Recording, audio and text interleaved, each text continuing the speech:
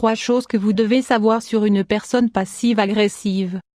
Une personne passive-agressive souffre en réalité d'un trouble de la personnalité.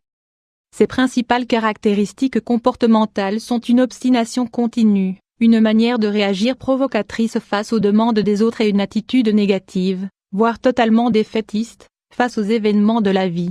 Vivre avec une personne passive-agressive est aussi complexe qu'usant.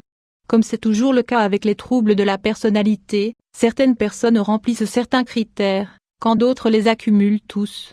Cependant, toutes les personnalités dites passives-agressives ont une capacité à manipuler les autres et à bâtir des relations interpersonnelles basées sur la souffrance et le malheur. Il est possible que vous viviez actuellement avec une de ces personnes. Quelqu'un de votre famille ou de votre travail peut souffrir de ce trouble si destructeur. Si tel est votre cas, vous devez savoir qu'il existe des stratégies qui permettent de les affronter et des thérapies psychologiques qui peuvent les aider à en finir avec ce comportement négatif et hostile, souvent provoqué par 2 dimensions très basiques, la colère et la frustration. Dans la suite de cet article, nous vous proposons de découvrir certains aspects essentiels de ce trouble de la personnalité. 1. Quelles sont les caractéristiques d'une personne passive-agressive? Une personne passive-agressive est frustrée. Pour commencer, nous devons clarifier quelque chose. Toutes les personnes qui souffrent du trouble dont nous allons parler dans cet article ne manifestent pas tous les comportements que nous allons détailler.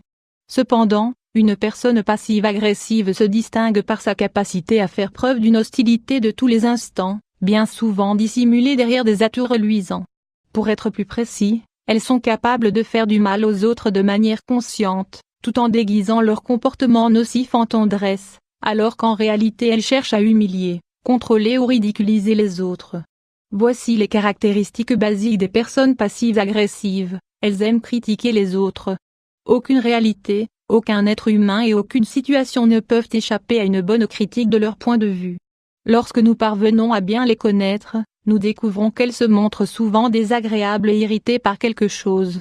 Cependant, lorsqu'elles attendent quelque chose des autres, elles n'hésitent pas à être aimables, attentives et chaleureuses. Elles oublient rapidement certaines choses pour ne pas en assumer la responsabilité. Elles ne terminent jamais ce qu'elles commencent.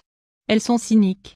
Elles font preuve d'une capacité formidable à rejeter la faute sur les autres, même si elles sont responsables. Elles se présentent comme victimes, comme dévalorisées, comme malheureuses. Elles détestent toutes les formes d'autorité. Elles rejettent les suggestions des autres. 2. Qu'est-ce qui se cache derrière ces personnalités? Une personne passive-agressive souffre d'addiction. C'est souvent la première réflexion que nous nous faisons. Pourquoi agissent-elles de cette manière si, sur du long terme, elles ne vont que ressentir de la frustration et bâtir des relations bancales? Voici quelques pistes de réflexion à ce sujet. En règle générale, ce sont des personnes qui ont été élevées dans des familles qui ne font pas de la gestion des émotions une priorité. Elles n'ont jamais appris à canaliser leur frustration ou à se défaire de leur colère. Elles ont une très faible estime d'elles-mêmes. Petit à petit, elles se sont rendues compte qu'en contrôlant les autres et en prenant une position de pouvoir, elles pouvaient dissimuler leurs propres carences. Elles ont également pris conscience, à un moment de leur existence, que le fait de se montrer aimable ou tendre pouvait leur permettre d'obtenir ce qu'elles désiraient. Elles ne savent pas gérer leurs émotions négatives. Le fait de ne pas y parvenir intensifie leur colère et la sensation qu'elles éprouvent selon laquelle le monde est injuste. Elles pensent être des personnes incomprises. 3. Comment traiter une personne passive-agressive? Portrait de femme et taches de couleur. Il est fort possible que la première chose que nous ayons envie de faire face à une personne passive-agressive est de fuir. Il nous faut d'emblée vous dire que ce n'est pas la bonne attitude, et ce, pour plusieurs raisons. La première est que nous sommes peut-être nous-mêmes dans cette situation. La seconde est que nous ne devons pas toujours fuir devant quelque chose qui nous fait peur ou qui nous paraît trop complexe. Comprendre. La première chose que nous devons faire est de comprendre. Comprendre les bases de ce trouble peut grandement nous aider à y faire face. Nous devons ensuite éviter de céder au contrôle exercé par la personne que nous avons en face de nous. Nous devons lui expliquer les conséquences de ses actes et lui dire que ses comportements ne sont pas bons, voire qu'ils ne sont pas logiques. Nous ne pouvons pas oublier que ce qui nourrit une personne passive-agressive est sa faible estime d'elle-même. Elle a donc avant tout peur de se retrouver toute seule. Ne pas céder. Vous devez être assertif, mettre des limites, être raisonnable et suggérer d'autres options comportementales à la personne qui se trouve en face de vous. Si tu me parles avec cynisme, je ne te ferai pas confiance. Tu dois me respecter. Si tu es si négatif, tu finiras par t'isoler dans tes propres peurs.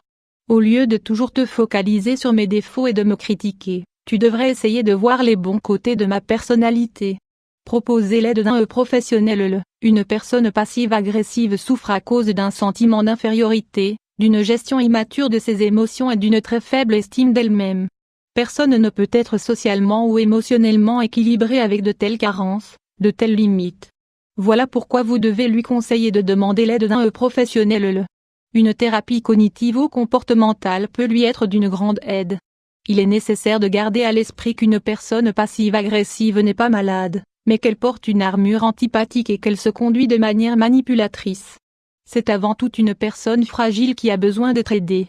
Nous devons l'aider à trouver le chemin du bien-être.